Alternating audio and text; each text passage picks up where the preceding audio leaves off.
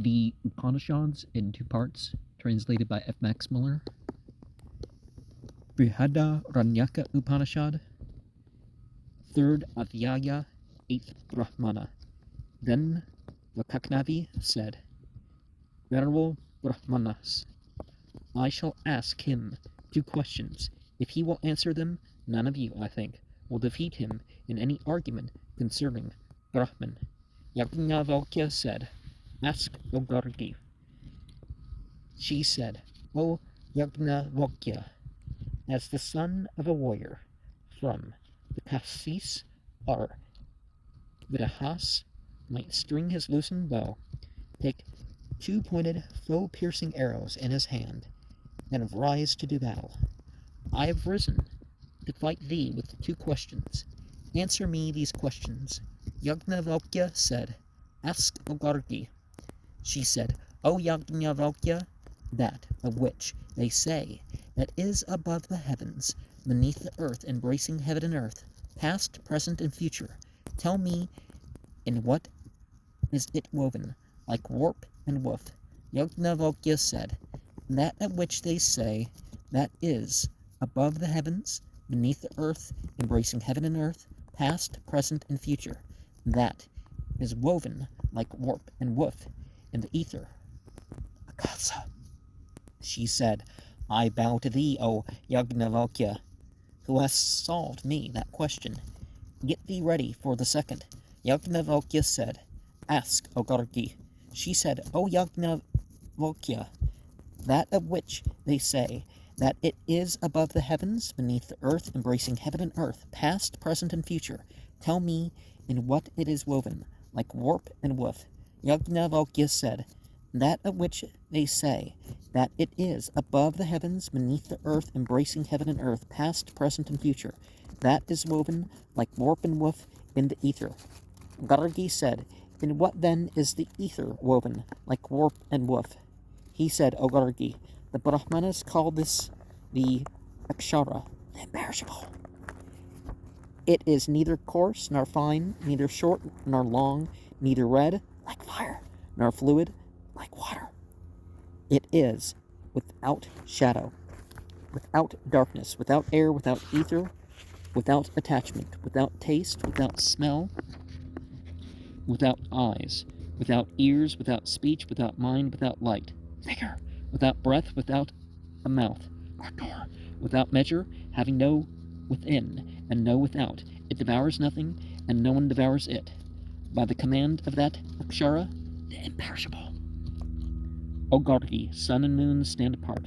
By the command of that Akshara, O Gargi, heaven and earth stand apart. By the command of that Akshara, O Gargi, what are called moments, Nimesha, hours, Muhurta, days and nights, half-months, months, seasons, years, all stand apart. By the command of that Akshara, O Gargi, some rivers flow to the east from the White Mountains, others to the west, or to any other quarter. By the command of that Akshara, O Gargi, men praise who give. The entities follow the sacrificer. The fathers, the Darvi offering. Whosoever, O Gargi, without knowing that Akshara, imperishable, offers oblations in this world, sacrifices and performs penance for 1,000 years, his work will have an end. Whosoever, O Gargi, without knowing this Akshara, departs this world, he is miserable like a slave. But he, O Gargi, who departs this world knowing this Akshara, he is a Brahmana. That Brahman, O Gargi, is unseen but seeing, unheard but hearing, unperceived but perceiving, unknown but knowing. There is nothing that sees but it, nothing that hears but it, nothing that perceives but it, nothing that knows but it. And that Akshara then, O Gargi, the ether is woven like warp and woof. Then said Gargi, Venerable Brahmins, you may consider it a great thing if you get off by bowing before him. No one, I believe, will defeat him in any argument concerning Brahman. After that, the Kaknavi held her peace. And that 12-verse Brahmana is the Madhyandina text, page 1075. Gargi, not the wife of Yajnavalkya, and Dusen, in page 143, translates embracing heaven and earth, so part 3 between heaven and earth.